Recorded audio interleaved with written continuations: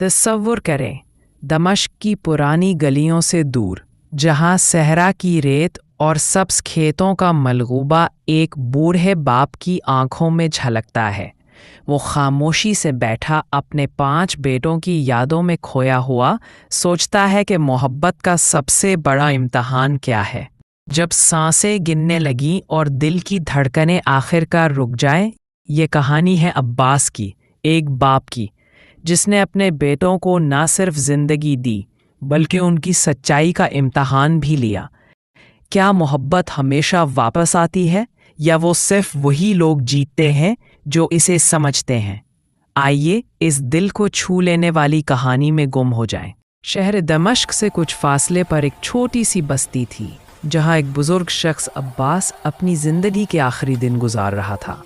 वो इंतहाई खामोश, साबिर और दाना इंसान था। इसके 5 बेटों में सबसे बड़ा इसहाक था, जो एक जमींदार था।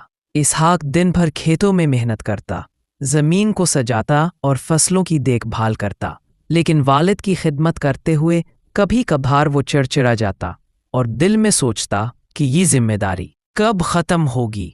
शाम को जब इसहाक थका हारा खेतों से लौटता तो उसका बूढ़ा बाप अब्बास खामोशी से बेटे की थकावट को महसूस करता। अब्बास के दिल में बेटे के लिए बेपनाह मोहब्बत थी, मगर वो कुछ कहे बगैर सिर्फ निगाहें झुका लेता। कुछ अरसे बाद अब्बास ने इसहाक के रवैये में तब्दीली देखी।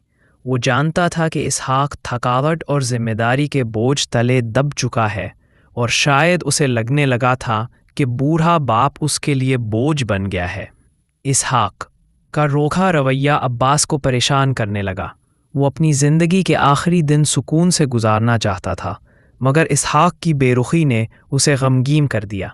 चंद दिन बाद अब्बास ने इसहाक को करीब बुलाया और कहा, बेटा, मुझे मालूम है कि तुम पर बोझ पड़ गया है। फिक्र ना करो, मैं ज़्यादा दिन तुम्हारे साथ नहीं रहूँगा। 2-3 दिन बाद मैं तुम्हारे दूसरे भाई के पास चला जाऊँगा। तुम अपने काम और ज़िंदगी पर तवज्जो दो, मेरे लिए परेशान ना हो। इसहाक ये सुनकर कुछ देर खामोश रहा। दिल में पछतावे की हल्की सी लहर उठी, मगर उसके लबों से कोई नरमी या रोकने वाले अल्फाज ना निकले। चंद दिन बाद अब्बास इसहाक के घर से निकलकर अपने दूसरे बेटे जैद के पास चला गया, जो एक कामयाब ताजिर था और माल और दौलत की कोई कमी ना थी। बूढ़ा बाप जैद के घर रहने लगा, मगर जैद का रवैया अफसोसनाक था। जैद के लिए कारोबार की मसरूफियात इंतहाई अहम थीं, जबकि उसकी बीवी ससुर को हमेशा नज़रअंदाज करती और उनसे बात करने की जहमत भी ना उठाती। अब्बास दिन भर खामोशी से एक कोने में बैठा रहता, दिल में अपने बेटों की बदलती मोहब्बत का गम लिए अपनी तकलीफ को कभी ज़बान पर न लाता। एक दिन जैद ने अपनी बीवी की बातों में आकर वालिद से कहा, बाबा, आपको मेरे साथ कारोबार में मदद करनी चाहिए ताकि आपकी मौजूदगी का मुझे भी कुछ फ़ायदा हो। ये सुनकर अब्बास खामोश रहा। उसकी झुकी हुई कमर, कमज़ोर हाथ और थका हुआ जिस्म गवाही दे रहे थे कि वो अब किसी मेहनत के काबिल नहीं। मगर उसने बेटे की बात का बुरा ना माना, क्योंकि वो जानता था कि जैद उसे सिर्फ एक जिम्मेदारी के पैमाने से देख रहा है। सारी रात अब्बास की खांसी और दर्द भरी आहों से तंग आकर जैद की बीवी ने कहा, ये बूढ़ा हमें मज़ीद परेशान कर रहा है। इनके और भी बेटे हैं, वो कहीं और जाकर भी तो ज़िंदगी गुजार सकते हैं। जैद भी कमज़ोर इंसान था। उसने वालिद से कहा, बाबा, अगर आप तंग हैं तो कोई बात नहीं, चाहे तो तीसरे बेटे के पास चले जाएं, वहाँ आप सुकून से रहेंगे। आपके इलाज के लिए मैं पैसे भी दे दूंगा, फिक्र न करें। इन अल्फाज ने अब्बास की इज्जत नफ्स पर एक और ज़ख्म लगा दिया। जैद ने मोहब्बत देने के बजाय सिर्फ एक माकूल हल पेश किया। अब्बास जैद के घर से निकलकर तीसरे बेटे तारिक के पास चला गया। तारिक एक मेहनती किसान था और अपनी ज़मीनों पर काम करता था। उसने वालिद का एहतराम किया, मगर उसके पास भी ज़्यादा वक्त ना था। वो दिन भर खेतों में मसरूफ़ रहता और शाम को बीवी बच्चों के साथ वक्त गुजारता। अब्बास की बीमारी और दिल की गहरी उदासी पर उसका ध्यान कभी गया ही नहीं। जब तारिक सुबह काम पर जाता तो उसकी बीवी बच्चों को ससुर के पास बिठाकर कहती कि वो उनके साथ खेलें। बूढ़ा अब्बास जो बीमारी और कमजोरी से कांप रहा था, ये मंजर देखकर शदीद गम का शिकार हो जाता। तारिक के घर में उसकी हालत मजीद खराब होती गई और आखिरकार वो वहां से भी चला गया। इस बार उसने छोटे बेटे सालेह के घर जाने का फैसला किया। सालेह एक लालची और धोखेबाज इंसान था। उसने वालिद का इस्तकबाल गैर मामूली खुशी से किया, मगर ये खुशी मोहब्बत की नहीं, सिर्फ लालच की थी। सालेह ने कहा, बाबा आपको यहाँ कोई तकलीफ नहीं होगी। मगर जैसे जैसे वक्त गुजरता गया, सालेह को मालूम हुआ कि बूढ़े बाप के पास कोई मालो दौलत नहीं। तब उसने भी वालिद को नजरअंदाज करना शुरू कर दिया। सालेह की बीवी ने ससुर को बोझ समझा और न सिर्फ उनकी खिदमत से इनकार किया, बल्कि उन्हें तकलीफ देने लगी। वो हमेशा शिकायतें करती और अब्बास को अपने कामों में रुकावट समझती। मगर इसमें सालेह की बीवी का क्या कसूर था, जब खुद उसका बेटा ही बेरहम था। इस दौरान अब्बास की सेहत तेजी से बिगड़ने लगी। आखिरकार एक दिन सालेह ने भी साफ जवाब दे दिया, बाबा आप यहाँ नहीं रह सकते। मेरे पास इतना वक्त नहीं कि हर वक्त आपका ख्याल रखूं। आपको कहीं और जाना होगा। इन बेदर्द अल्फाज ने अब्बास का दिल चीर दिया। दिल बर्दाश्त करके उसने आखिरी बेटे खालिद के घर जाने का फैसला किया। खालिद अब्बास का सबसे छोटा और कम उम्र बेटा था, जो एक गरीब और मेहनती इंसान था। वो मजदूरी करके जो थोड़े बहुत पैसे कमाता, उनसे न सिर्फ वालिद की दवाइयाँ खरीदता, बल्कि घर का खर्च भी चलाता। खालिद की बीवी भी एक ईमानदार और नेक दिल औरत थी। वो ससुर का दिल से ख्याल रखती, उनकी बीमारी और बुढ़ापे को समझती और हमेशा माँ बाप की तरह उनकी खिदमत में लगी रहती। जब अब्बास ने खालिद और उसकी बीवी की मोहब्बत और एहतराम देखा, तो दिल ही दिल में खुश हुआ और उन्हें ढेरों दुआएं देने लगा। वक्त गुजरता गया और अब्बास अपने छोटे बेटे के घर में खुशी से ज़िंदगी गुजारने लगा। उसकी ज़िंदगी में सुकून और मोहब्बत वापस आ गई। वो इस बात पर शुक्रगुजार था कि आखिर उसे वो इज़्ज़त मिली जिसका वो हमेशा से हकदार था। मगर बीमारी शिद्दत इख्तियार कर गई और वो शदीद बीमार पड़ गया। खालिद अपने बाप की हालत देखकर गमगीन होता और अक्सर रो पड़ता, क्योंकि वो अपने वालिद को बोझ नहीं बल्कि बाप का दर्जा देता था। इसके दिल में वालिद के लिए मोहब्बत का समंदर था और वो हर मुमकिन कोशिश करता कि उनकी खिदमत में कोई कमी ना रहे। अब्बास ने खालिद की मोहब्बत देखकर उसे करीब बुलाया और कमज़ोर आवाज़ में कहा, बेटा मेरे आखिरी दिन करीब है। मेरी सांसें अब गिनती की रह गई हैं, मगर अल्लाह तुम्हें हमेशा खुश रखे। जिस तरह तुमने मेरी खिदमत की, उसका बदला सिर्फ अल्लाह दे सकता है। खालिद ने गमगीन लहजे में कहा, बाबा अल्लाह न करे कि आप हमें छोड़ जाएं। आपके बगैर हम कैसे जिएंगे? अब्बास ने मुस्कुराते हुए कहा, बेटा यह हक का रास्ता है। हर शय को फना होना है। मुझे भी अपने खालिक के पास जाना है। खालिद ने नम आंखों से कहा, बाबा क्या आप मुझसे खुश हैं? मैं आपकी वो खिदमत ना कर सका जिसके आप हकदार थे। अगर आपके दिल में कोई गिला है तो ज़रूर बताएं। अब्बास ने गहरी सांस ली और खालिद को नरमी से देखते हुए कहा, बेटा एक आखिरी बात है जो मैं तुमसे कहना चाहता हूँ।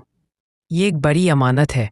मैंने अपनी ज़िंदगी में तुम 5 बेटों का इम्तिहान लिया, मगर इस आजमाइश में सिर्फ तुम कामयाब हुए। बेटा मेरे मरने के बाद तुम दमश्क की फूलों वाली गली में आमिर नामी एक बुजुर्ग के पास जाना। उसे मेरा नाम लेकर कहना कि अब्बास वफात पा चुका है और वो अमानत जो मैंने इसके पास रखी थी वो तुम्हें दे दे। अब्बास ने खालिद के कंधे पर हाथ रखकर कहा, जो अमानत मिले वो तुम्हारे लिए है। उसे अपनी बीवी और बच्चों की ज़िंदगी बेहतर बनाने के लिए इस्तेमाल करना। ये मेरा तुम्हारे लिए आखिरी तोहफ़ा है। और याद रखना, अपने भाइयों को इस बारे में कुछ ना बताना। ये कहते हुए अब्बास ने आखिरी सांस ली और दुनिया से रुखसत हो गया। अब्बास की वफ़ात का गम खालिद के दिल पर बिजली बनकर गिरा। उसकी आंखें आंसुओं से भर गईं और दिल में एक बेपनाह खला था। उसकी बीवी भी शदीद गम से रोने लगी, क्योंकि उसने अब्बास की खिदमत दिल से की थी। खालिद ने खुद पर काबू पाकर भाइयों को वालिद के इंतकाल की खबर दी और जनाजे में शिरकत की दावत दी।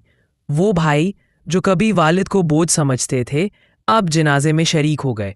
خالد، جو ہمیشہ ایمانداری کا پیکر رہا، بھائیوں سے مخاطب ہوا، بابا نے مجھے ایک امانت سونپی تھی۔ مجھے یقین ہے کہ یہ کوئی قیمتی خزانہ ہوگا، مگر میں سمجھتا ہوں کہ اس پر ہم سب کا حق ہے، حالانکہ بابا نے اسے صرف میرے لیے وصیت کیا تھا۔ بھائی، جن کے دل میں لالچ تھا، فوراً بولے، خالد جاؤ اور وہ امانت لے آؤ، بعد میں ہم پانچوں بھائی اسے برابر تقسیم کر لیں گے۔ خالد نے ویسا ہی کیا۔ وہ دمشق گیا اور امانت لے آیا۔ جب اس نے صندوق کھولا تو حیرت میں پڑ گیا۔ اس میں دمشق کے مشہور بازار کی قیمتی دکانیں کے کاغذات، اس کی ماں کے جواہرات اور بے شمار اشرفیاں تھیں۔ خالد نے ایمانداری سے سب بھائیوں کو ان کا حصہ دیا اور خود اپنے حصے پر کنات کی۔ زندگی ایک بار پھر باپ کے سائے کے بغیر چلنے لگی، مگر وقت نے جلد اپنی حقیقت بتا دی۔ چند ماہ بعد بڑے بھائیوں میں سے ایک اپنے کاروبار میں بری طرح ناکام ہو گیا۔ غیر ذمہ داری کی وجہ سے وہ قرض میں ڈوبتا گیا۔ دوسرا بھائی، جو عیاشی کا عادی تھا، چوری میں پکڑا گیا اور جیل چلا گیا۔ اس کی ساری ساکھ ختم ہو گئی۔ باقی بھائی بھی ناکامیوں کا شکار ہوئے۔ ان سب کی ناکامی کا ایک ہی جواب تھا، باپ کی بد دعا۔ دوسری طرف خالد نے اپنی محنت سے دمشق میں کاروبار شروع کیا۔ وہ عمان سے عمدہ کپڑا خرید کر دمشق کے بازار میں بیچتا اور وقت کے ساتھ خوب منافع کمایا۔ اس کی ایمانداری، باپ کی دعا اور محنت نے اسے ترقی دی۔ وہ اپنے بھائیوں کی فروخت کردہ دکانیں خریدنے لگا اور آہستہ آہستہ پورے بازار کا مالک بن گیا۔ جو بھائی کبھی خود کو دولت مند سمجھتے تھے، اب وقت کے مارے خالد کے در پر سوال کرنے آ گئے۔ خالد، جو نیک دل تھا، ان کی مدد کرتا اور خالی ہاتھ نہ لوٹاتا۔ اس کا یہ رویہ اس کے والد کی سکھائی ہوئی اخلاقیات کا ثمر تھا۔ آخرکار خالد نے دمشق کے ترقی یافتہ علاقے میں ایک بڑا گھر خریدا اور اپنی بیوی اور بچوں کے ساتھ خوشحال زندگی گزارنے لگا۔ زندگی کے اس موڑ پر بھی وہ اپنے والد کی دعاؤں کو یاد کرتا۔ اس نے کہا، بابا، آپ کی دعاؤں نے مجھے دمشق کا امیر بنا دیا، مگر آپ کے سائے کی محرومی نے مجھے غمگین کر دیا۔ اللہ آپ کو جنت میں اعلیٰ مقام عطا فرمائے۔ یہ کہانی ہمیں سکھاتی ہے کہ حقیقی محبت اور خدمت کا بدلہ اللہ دیتا ہے، نہ کہ دنیا کی دولت۔ بوڑھاپے میں عزت اور محبت وہی پاتے ہیں جو سچے دل سے خدمت کرتے ہیں۔ لالچ، بے صبری اور خود غرضی ہمیں تباہ کر دیتی ہے، جبکہ ایمانداری، صبر و خلوص ہمیں کامیابی کی بلندیوں تک لے جاتا ہے۔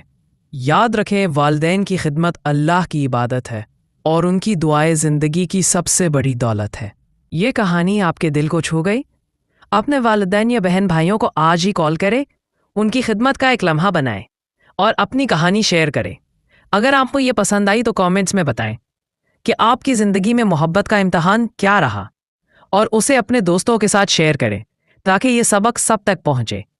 اللہ ہمیں سب کو خلوص کی دولت عطا فرمائے۔